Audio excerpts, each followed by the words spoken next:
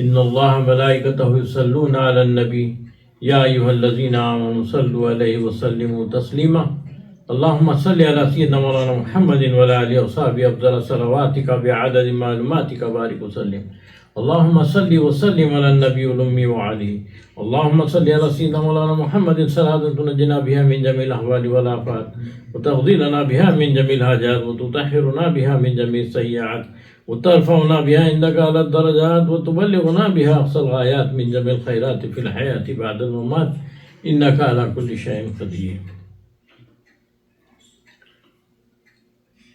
بسم الله الرحمن الرحيم.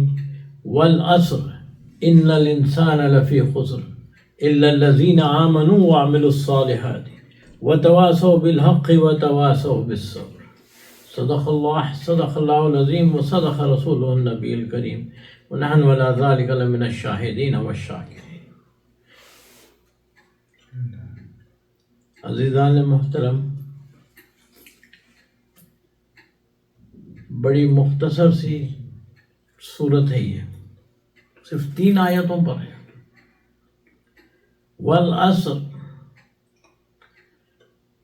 قسم ہے زمانے کی، ان الانسان لفی خسر کہ بے شک انسان خسارے میں ہے، الا الذین آمنوا سوائے ان کے، الا الذین آمنوا جو ایمان لائے، وعملوا الصالحات اور نیک کام کیے، وتواصوا بالحق وتواصوا بالصبر جو حق پر قائم رہے اور حق اور وصیت کرتے رہے ایک دوسرے کو صبر کی ایک دوسرے کو وصیت کرتے رہے. سیدھا سا ترجمہ ہے یہ. زمانے کی قسم ارشاد فرمایا ہے اللہ نے، تو کون سے زمانے کی؟ اس زمانے کی، اس زمانے کی، پہلے کے زمانے کی، بعد کے زمانے کی، یا آنے والے زمانے کی، یا گزرے ہوئے زمانے کی؟ تو سارے علماء کا اس بات پر اتفاق ہے کہ یہ جو فرمایا گیا ہے اللہ کی طرف سے کہ زمانے کی قسم، تو زمانے مصطفیٰ صلی اللہ علیہ وسلم کی قسم، اللہ نے اس زمانے کی قسم کھائی. اس سے آپ اندازہ کر سکتے ہیں کہ کس قدر ہمارے نبی کریم صلی اللہ علیہ وسلم کی ذات مبارکہ ہے. اللہ نے آپ کے چلنے پھرنے کو بھی قسم استعمال فرمائی ہے. لا اقسم بہذا البلد، یہ تک فرما دیا اللہ نے. پھر یہاں تو فرما رہا ہے کہ سارے زمانے کی قسم ہے. اللہ نے فرمایا اس زمانے کی قسم ہے. پھر نبی کریم صلی اللہ علیہ وسلم کی حدیث مبارکہ میں ہے خیر الناس قرنی، خیر الناس قرنی ثم الذین یلونہم ثم الذین یلونہم، بہترین زمانہ میرا زمانہ ہے، پھر اس کے بعد کا، پھر اس کے بعد کا، پھر اس کے بعد. تو پتہ چلا کہ بہترین زمانہ نبی کریم صلی اللہ علیہ وسلم کا ہے، پھر صحابہ کرام کا ہے، پھر تابعین کا، پھر تبع تابعین کا ہے. لیکن آج اس دور میں بعض بدبخت آئے ہوئے ہیں جو اپنی زبان اس قدر دراز کرتے ہیں کہ کسی کو نہیں چھوڑتے، کسی کے بارے میں نہیں کہتے، ہر ایک کے بارے میں گستاخی کرتے ہیں. اللہ ان پر رحم کرے کہ اللہ ان کو عقل سلیم دے، اللہ ان کو سمجھ دے کہ کیا کہہ رہے ہیں یہ علم نہیں. تابعین کو، اماموں کو، چاروں اماموں کو، امام اعظم ابو حنیفہ، امام شافعی، امام مالک، امام احمد بن حنبل، تمام صحابہ کرام رضی اللہ عنہ، یہ جتنے امام ہیں ان کو بھی، سب کو، سب کے بارے میں بولتے ہیں. لیکن یہ وہ حضرات ہیں چاروں امام جو اپنی زندگی کا ایک ایک لمحہ اس دین کے لیے صرف کیے ہیں. ایک ایک لمحہ کسی چیز کی پرواہ کیے بغیر کہ کھانے کا کیا ہے، پینے کا کیا ہے، یہ کیا ہے، وہ کیا ہے، کوئی.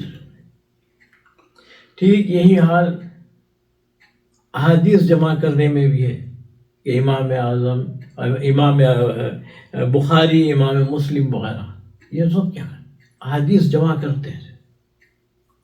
اپنی زندگی کا ایک ایک لمحہ لگا دیا، تب کہیں جا کے دین کو انہوں نے پیش کیا امت کے سامنے۔ مگر آج کے جاہل ایسے پیدا ہو گئے ہیں کہ جو ہے تو یہ کہاں ہے وہ کہاں ہے، یہ کیوں لکھے ہے وہ کیوں ہے، ان کو کیا معلوم ان کو کیا معلوم۔ آج 1400 صدی بعد آ کر اس قسم کی گفتگو کر رہے ہیں۔ یہ جو گمراہ فرقے آئے ہیں 100 سال پہلے نہیں تھے، سارے سنت جماعت، سارے سنت جماعت۔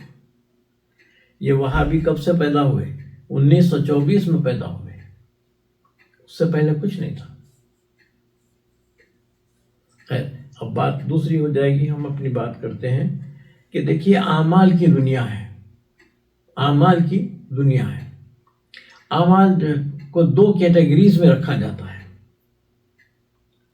ایک عمل کی کیٹیگری کہلائی ہے ظنی، یعنی جس کے بارے میں گمان ہے، جس کے بارے میں گمان ہے اعمال کے بارے میں، اور دوسرا ہے خطائی، فار شور۔ یہ 2 ایسے اعمال ہیں، اعمال کے کیٹیگریز بنا دیے گئے ہیں۔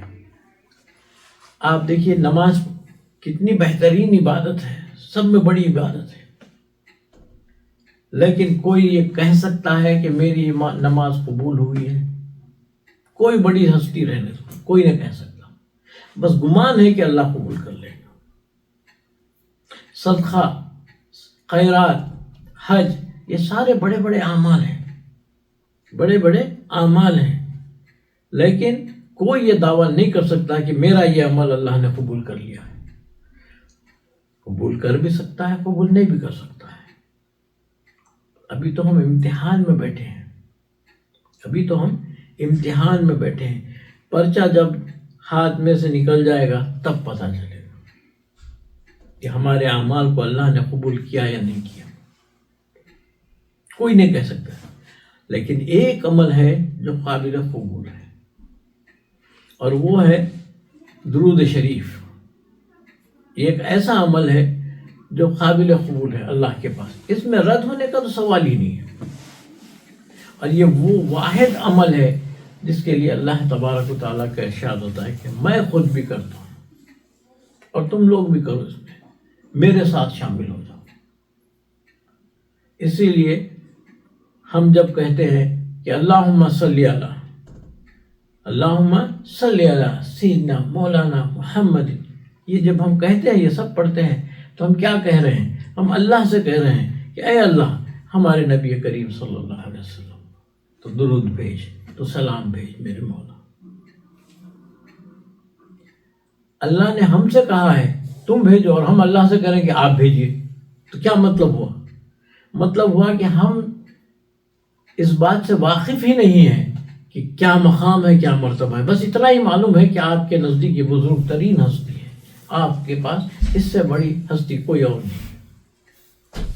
اس لیے ہم یہ کہتے ہیں کہ اے اللہ تو بھیج دے، تو خوب جانتا ہے۔ تبھی تو اللہ جو ہے سو نبی کریم صلی اللہ علیہ وسلم پر درود و سلام بھیج رہا ہے، خود میں بھیج رہا ہوں، لہذا تم بھی آ جاؤ، تم بھی شامل ہو جاؤ۔ اس پر حضرت سیدنا عمر رضی اللہ عنہ نے اس درود شریف پر، کیونکہ یہ خطائی عمل ہے، یہ عمل کی دنیا میں یہ خطائی عمل ہے، یہ ایسا عمل ہے جو قابل قبول ہے، اس میں رد ہونے کا سوال ہی نہیں ہے، یہ ایسا عمل ہے۔ تو حضرت سیدنا عمر رضی اللہ عنہ نے کیا کہا کہ دیکھو جب کبھی بھی دعا مانگو تو پہلے درود شریف سے شروع کرو، پھر درمیان میں اپنی دعا رکھو، پھر آخری میں پھر درود شریف رکھو۔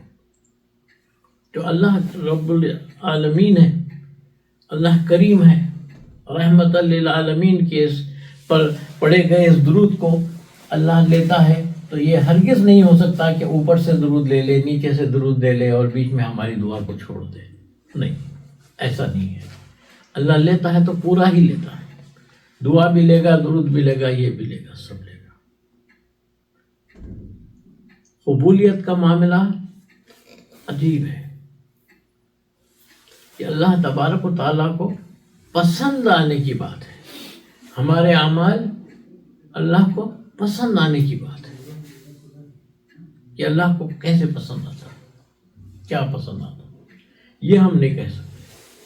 اللہ کو اگر ہمارا کوئی عمل بھی، چھوٹا سا عمل بھی اگر پسند آ جائے تو سارے اعمال پر وہ بھاری ہو جاتا ہے، سارے اعمال پر وہ چھوٹا سا عمل بھی ہمارا بھاری ہو جاتا ہے، اور اللہ تبارک و تعالیٰ اس پر بخشش بھی فرما دیتے ہیں۔